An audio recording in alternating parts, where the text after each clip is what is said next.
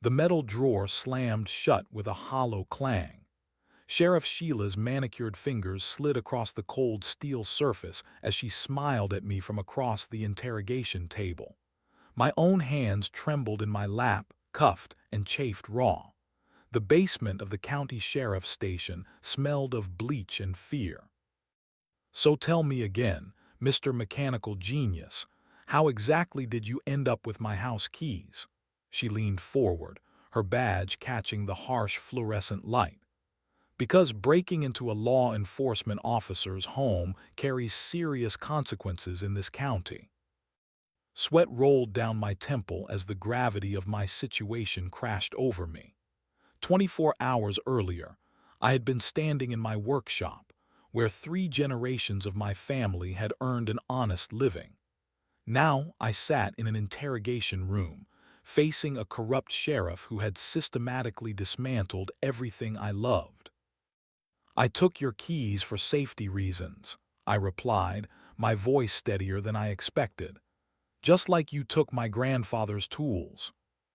Her face darkened as I reached inside my shirt collar and pulled out a thin metal chain. Dangling from it was a small digital recorder. The blood drained from Sheriff Sheila's face as understanding dawned. "I think the state attorney general might find what's on here interesting, don't you?" My workshop had stood on the corner of Maple and Pine for nearly 60 years. The faded red brick building with its hand-painted sign reading, "Crawford's Auto Repair," was more than just a business. It was my heritage. My grandfather opened it after returning from Korea. My father expanded it during the economic boom of the 80s. And I, James Crawford, had modernized it while preserving the soul of what made our family business special. Every morning, I arrived at 6:30, unlocked the heavy wooden door, and breathed in the comforting aroma of motor oil, metal, and honest work. The interior walls were lined with tools, each one with its own story. The heavy wrench set that my grandfather had purchased with his first month's earnings. The precision screwdrivers my father used to rebuild classic car engines. And my own contributions. Digital diagnostic equipment that shared space with vintage implements that had stood the test of time. Millbrook was the kind of small town where everyone knew your name and your business. We had one traffic light, 3 churches, and a diner where the coffee was always fresh and the gossip fresher. For most of my life, this predictable rhythm had been comforting. The position of sheriff had passed peacefully from one reasonable local to another, with law enforcement taking a community-minded approach. That changed when Sheriff Michael Davenport retired after 22 years of service. The special election brought us Sheila Harmon, a transfer from a larger county with big ideas about modernizing our backward approach to law and order. My first encounter with Sheriff Sheila occurred 3 months after her election. I was driving my tow truck back from recovering Mrs. Henderson's sedan from a ditch when flashing lights appeared in my rearview mirror. I pulled over, confused but unconcerned. "License and registration," she demanded before I could even roll my window down completely. No greeting, no explanation. "Good afternoon, Sheriff. What seems to be the problem?" Her sunglasses reflected my own confused expression as she studied my documentation. "Your left brake light has a hairline crack in the plastic covering. That constitutes a safety violation under County Ordinance 15.7. "A crack, not even broken, just a crack?" I asked, straining to maintain respectful confusion rather than the irritation building inside me. "New administration, new standards, Mr. Crawford. Millbrook is entering the 21st century under my watch. That will be a warning today. Have it fixed within 48 hours." 2 days later, I noticed her cruiser driving slowly past my shop, clearly checking if I had replaced the barely damaged light cover. Within weeks, the atmosphere in town had shifted. Sheriff Sheila introduced what she called her Community Safety Program, a comprehensive initiative to bring Millbrook up to code. In practice, this meant deputies appearing at businesses with clipboards and citation books, searching for violations that no one had cared about for decades. "Did you hear about Pete's Hardware?" my friend Thomas asked one evening as we shared a beer at the local watering hole. Thomas owned the barber shop down the street from my garage. Sheriff's Department hit him with 17 violations yesterday. 17, for shelves that have been standing safely for 30 years. Why is she focusing on local businesses? I wondered aloud. Thomas leaned closer, lowering his voice.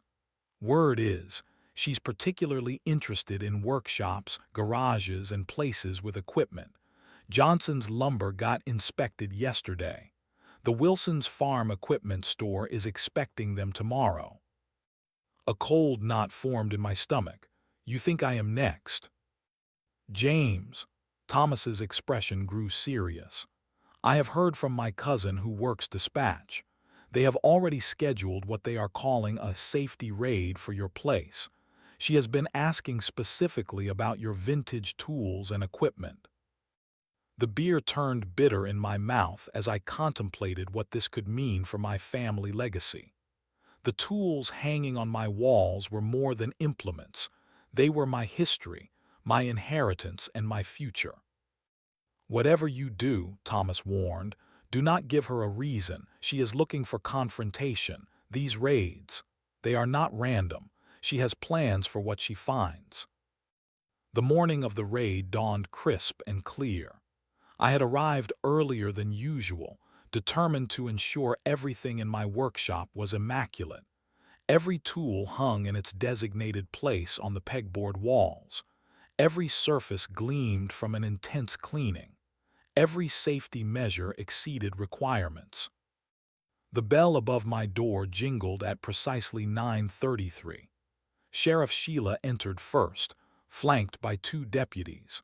Behind them came a county clerk with a digital camera and an administrative assistant carrying multiple clipboards. The formation felt militaristic and planned. Good morning, Mr. Crawford. Sheriff Sheila's smile never touched her eyes. We are conducting a routine safety inspection under the authority of the County Business Safety Act.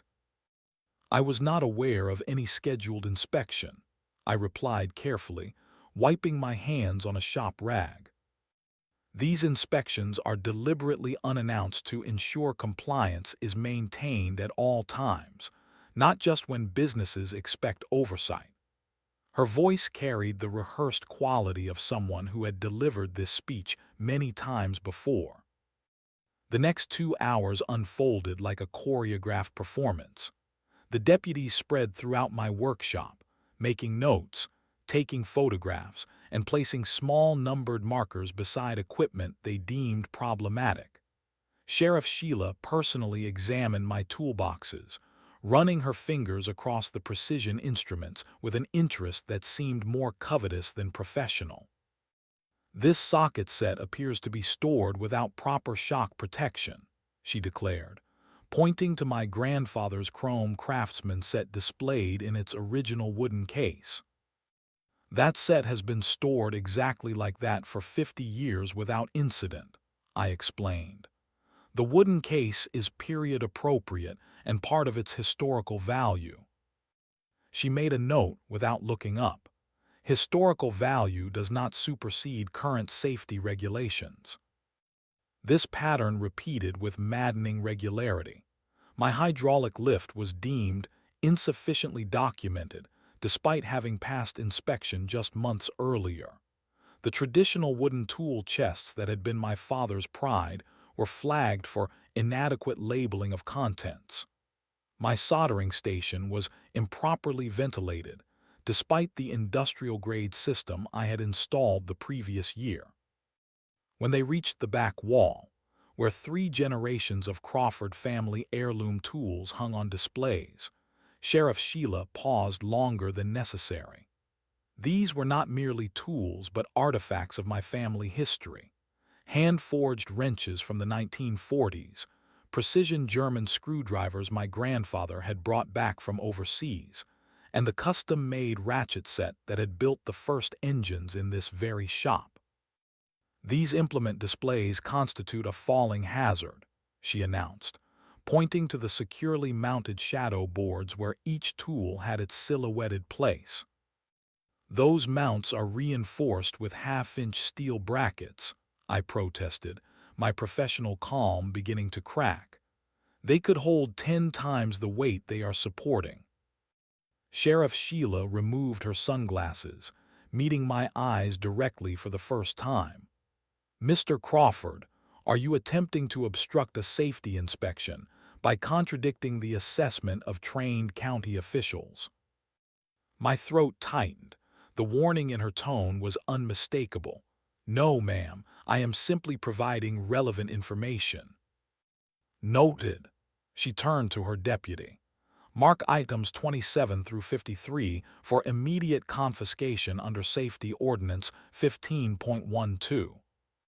The word hit me like a physical blow. Confiscation. You cannot be serious. "I am always serious about community safety, Mr. Crawford. These items have been deemed hazardous as currently stored and will be removed to county facilities pending proper remediation measures." The room seemed to tilt as 2 deputies approached my family legacy with plastic bins. "These tools represent 3 generations of my family's work," I said, struggling to keep my voice level. "Some of them are irreplaceable. You will receive a detailed inventory and instructions for reclaiming properly remediated items within 30 business days," the administrative assistant recited without looking up from her clipboard. I watched in stunned silence as they methodically removed each tool from its designated place. The worn hickory hammer handle my father had reshimmed countless times. The precision caliper my grandfather had used to measure tolerances to 1/1000th of an inch. Each piece disappeared into anonymous plastic containers, tagged with sterile inventory numbers that stripped away their history and significance.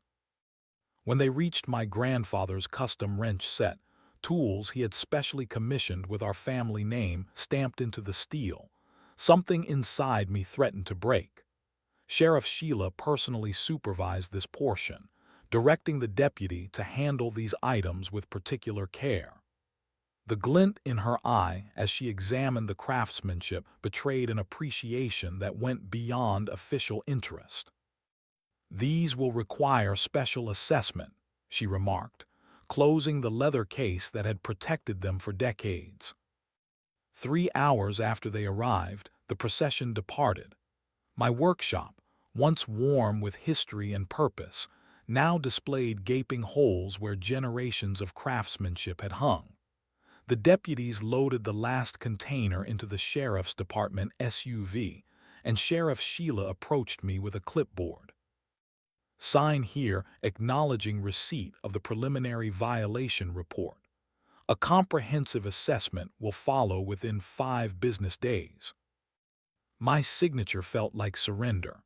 As the vehicles pulled away, I stood in the doorway of Crawford's Auto Repair, staring at the vacant spaces on my walls.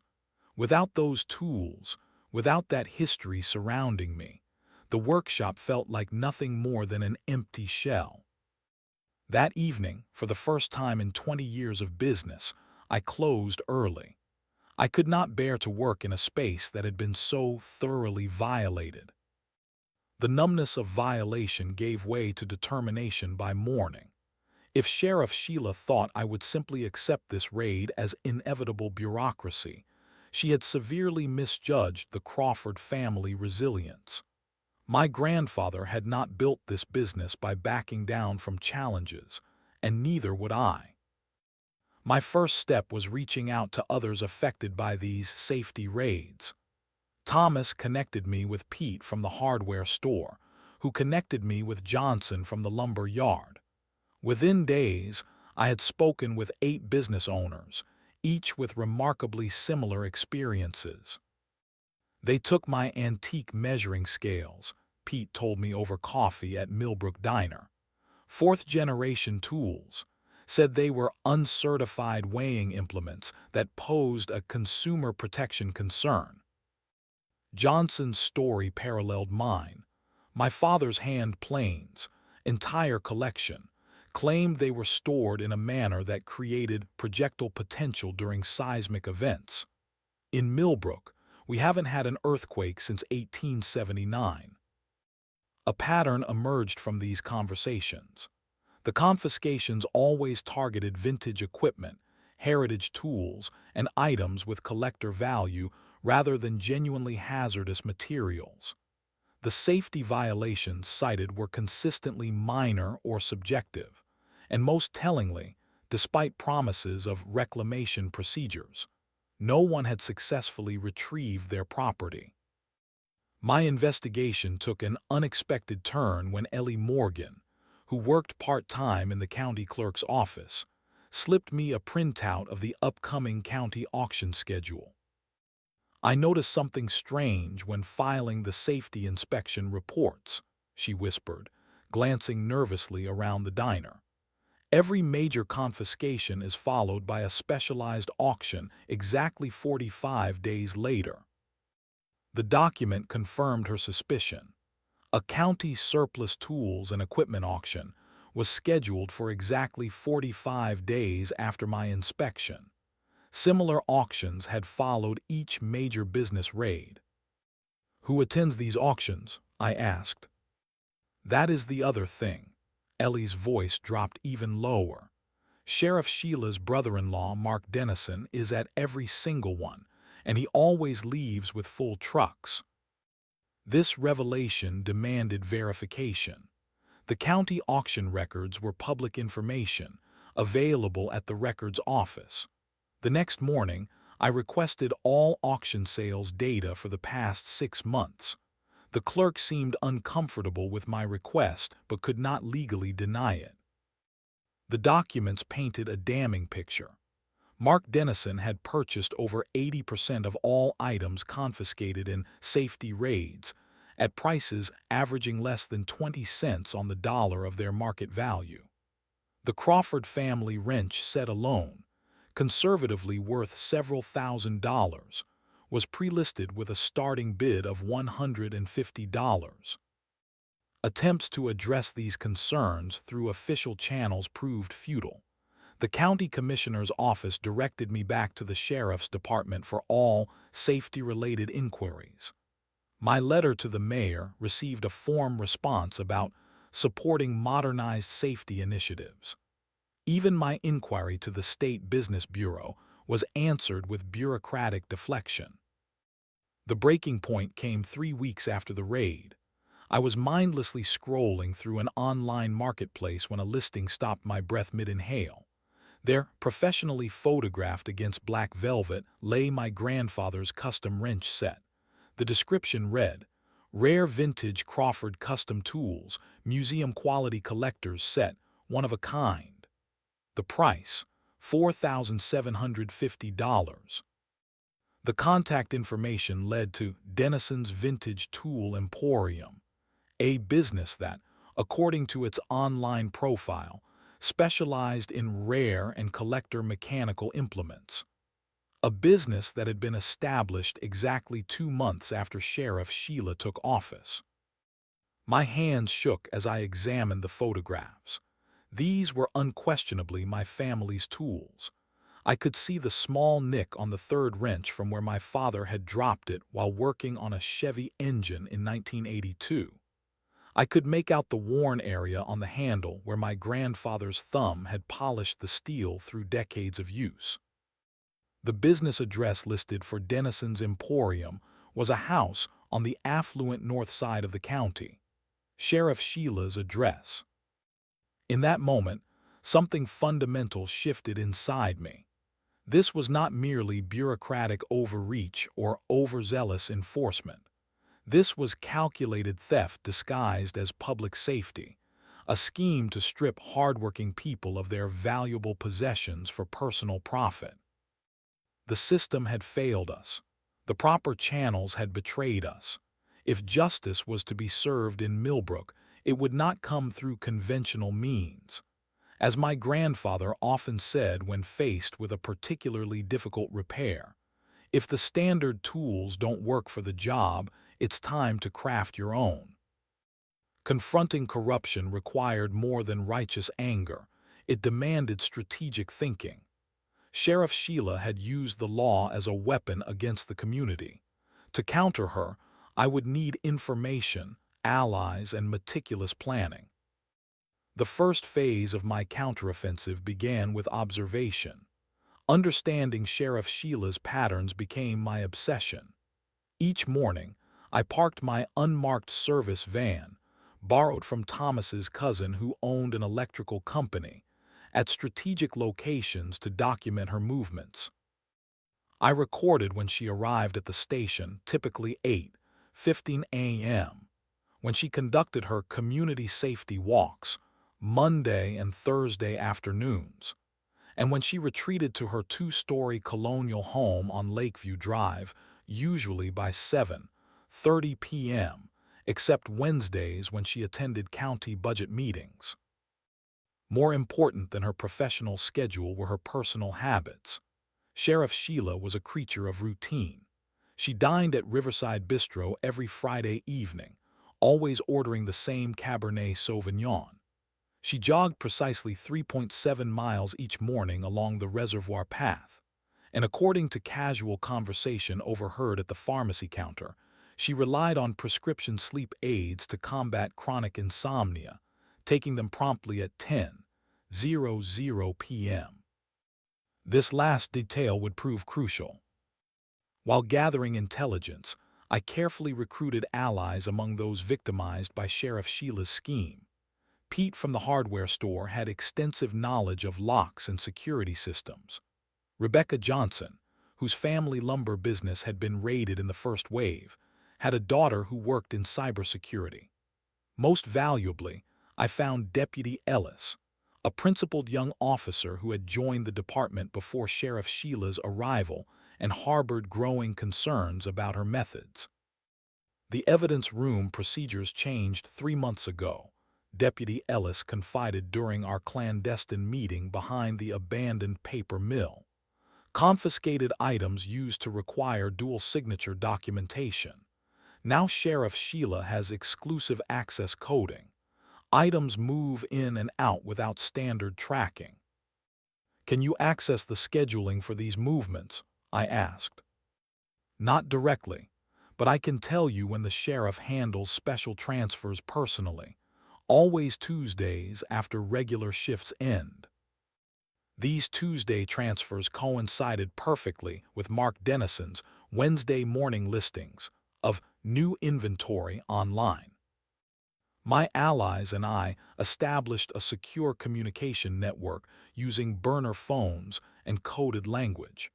We committed nothing to writing that could be traced. Every aspect of our plan existed only in our memories and veiled conversations. The plan crystallized over 3 weeks of careful preparation.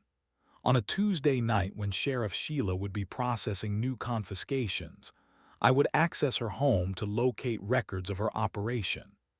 Deputy Ellis confirmed that Sheriff Sheila kept a home office where she sometimes worked on special projects away from the station's surveillance systems. If evidence exists of this scheme, it will be there, he assured me. She's too cautious to keep anything incriminating at the department. The technical aspects required precision. Rebecca's daughter provided a signal jammer to temporarily disable Sheriff Sheila's home security system. Pete analyzed the deadbolt specifications based on photographs I had taken during reconnaissance and created specialized tools for silent entry. Our timing would be coordinated to the minute, with Thomas serving as lookout from his cousin's electrical van parked legitimately on the street to repair a nearby transformer. The night of execution arrived with perfect conditions, overcast skies that obscured moonlight without the complication of rain. Sheriff Sheila's cruiser left the station at 6:42 p.m., stopped briefly at the pharmacy as expected, and arrived at her residence at 7:16 p.m. The lights in her kitchen remained on until 9:27 p.m., followed by the upstairs bathroom light until 10:14 p.m. By 10:30 p.m., the house stood dark except for the soft blue glow of a television in the master bedroom. At 11:05 p.m., I approached from the wooded area behind her property wearing dark clothing and latex gloves. The signal jammer deactivated her alarm system for a crucial 3-minute window, enough time to access the rear entrance using Pete's custom tools without triggering alerts. The interior of Sheriff Sheila's home revealed a stark contrast to her public persona. Where she projected austere professionalism in uniform, her private space displayed ostentatious wealth. Expensive artwork, designer furniture, and luxury appliances that far exceeded what a sheriff's salary could support. I moved silently through the first floor, avoiding creaking floorboards identified during our planning. The home office was exactly where Deputy Ellis had indicated, a converted study off the main hallway. The door yielded to gentle pressure, swinging open on well-oiled hinges. My flashlight, carefully shielded to minimize spread, revealed a meticulously organized space.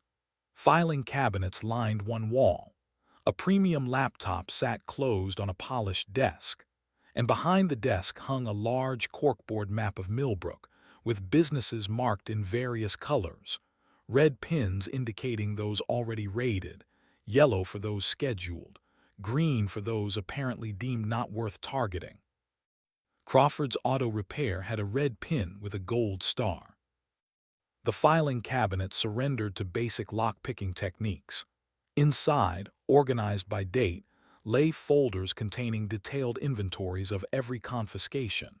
My hands trembled as I found the one labeled with my business name. Sheet after sheet documented each tool taken, with 2 columns that hadn't appeared on my copy: market value and auction minimum. The disparities were shocking. Items worth hundreds listed with starting bids of $20 or $30. But the true revelation came when I discovered Sheriff Sheila's personal ledger locked in her desk drawer. This meticulous record detailed the entire operation: businesses targeted based on inventory value, selective enforcement of obscure regulations, coordination with her brother-in-law's purchasing schedule, and the distribution of profits. Most damning were the photographs. Sheriff Sheila and Mark Dennison at various auction events, examining items before official bidding, with handwritten notes about anticipated resale values. As I carefully photographed these documents with the silent digital camera Rebecca had provided, something caught my eye. On a decorative hook beside the desk hung a distinctive key ring, a vintage miniature wrench identical to those from my grandfather's set, now repurposed to hold Sheriff Sheila's personal keys. The sight of this perversion of my family heritage crystallized my purpose. Without conscious decision, I removed the keys from their hook and slipped them into my pocket. If she could take my tools under false pretenses, I could take her keys under genuine ones, as evidence of her corruption and her connection to stolen property. My exit proceeded as meticulously as my entry. Within 17 minutes, I had departed the property, rendezvoused with Thomas, and disappeared into the night with documentation that would unravel Sheriff Sheila's entire operation.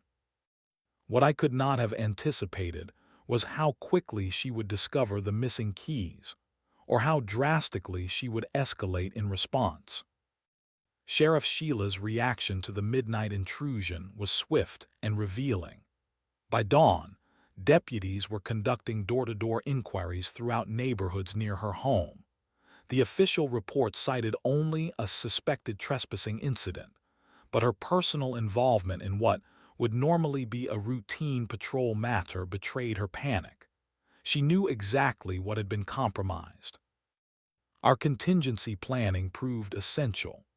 Evidence packages had been assembled overnight, waterproof envelopes containing carefully selected photographs, copies of Sheriff Sheila's own records, and annotated timelines connecting confiscations to auctions and online sales. By morning, these packages were already in transit to strategic recipients: the State Attorney General's office, the FBI Public Corruption Unit, 3 regional newspaper editors, and the offices of 2 state representatives known for their oversight of law enforcement practices. The delivery methods were untraceable, some mailed from neighboring counties, others delivered by uninvolved third parties motivated by nominal cash payments for courier services. None could be connected to any member of our group. Meanwhile, Millbrook buzzed with rumors about unusual activity at the sheriff's department. Deputy Ellis reported that Sheriff Sheila had arrived uncharacteristically early, ordered the evidence room sealed, and spent hours in conference calls behind closed doors. The catalyst that transformed private corruption into public scandal came from an unexpected quarter. Rebecca's daughter, applying her cybersecurity expertise, had anonymously submitted copies of Sheriff Sheila's sales records to a popular consumer protection website that specialized in exposing fraudulent business practices. Their investigation connected the dots between county confiscations and Denison's online sales with damning precision. 4 days after my nighttime visit to Sheriff Sheila's home, the Millbrook Town Council called an emergency community meeting at the high school gymnasium. The official purpose was listed as discussion of county safety regulations, but the unprecedented turnout, nearly 400 residents in a town of 3,000, suggested collective awareness that something momentous was unfolding. Sheriff Sheila arrived in full uniform, flanked by 3 deputies. Her confident stride faltered visibly when she noted the crowd's composition. Business owners seated together in a solid block, county employees gathered in worried clusters, and state police representatives standing discreetly at the back of the room. Mayor Wilson opened proceedings with practiced political ambiguity. "We have called this meeting to address concerns about recent implementation of safety regulations and their impact on our business community." What followed was carefully choreographed justice. Business owners rose one after another, describing identical experiences of targeted inspections and valuable confiscations. County records clerks testified about irregular documentation procedures. Former Deputy Williams spoke about being dismissed after questioning auction practices. Throughout these testimonies, Sheriff Sheila maintained a facade of professional indignation, dismissing accounts as misunderstandings of necessary modernization efforts and resistance to proper safety standards. The turning point came when I stood to address the assembly. The room fell silent as I approached the microphone, carrying a simple cardboard box. "For 60 years, Crawford's Auto Repair has served this community with honor," I began. "3 generations of my family built that business on principles of honesty, quality workmanship, and respect for tradition." I recounted the raid on my workshop in measured tones, describing the confiscation of my family's heritage. As I spoke, I opened the box and removed a folder containing photographs, not of documents, but of my grandfather's tools listed on Denison's online store. These irreplaceable family heirlooms were taken under the pretense of public safety, I continued, only to appear for sale at prices far beyond their functional value but well below their collector worth. Sheriff Sheila rose from her seat. "This is slander. You have no proof connecting my department to any improper sales activities." The moment had arrived. I reached into my pocket and withdrew her key ring, the miniature wrench gleaming under the gymnasium lights. "This key ring was crafted from a piece of my grandfather's custom tool set," I stated, holding it aloft. "The very same set confiscated from my workshop and subsequently listed for sale by Mark Dennison, your brother-in-law who operates his business from your home address." Gasps rippled through the audience as I placed the keys on the table beside the microphone. "I removed these from your home office, Sheriff Sheila, where they hung beside detailed records of every confiscation, valuation, and planned auction. Records that have now been provided to the State Attorney General's office." The gymnasium erupted. Sheriff Sheila lunged toward me, but her movement halted abruptly as state police officers stepped forward from the back of the room. The lead officer approached the microphone with professional calm. "Sheriff Sheila Harmon, we have a warrant for your arrest on suspicion of abuse of office, evidence tampering, theft under color of authority, and conspiracy to commit fraud." Her face drained of color as he continued. "We also have warrants to search your residence and seize all county property currently in your possession." The following weeks brought systematic dismantling of Sheriff Sheila's operation. State auditors discovered over 300 items confiscated from local businesses, with documented evidence of auction manipulation. Mark Dennison's online store was shut down pending multiple fraud investigations.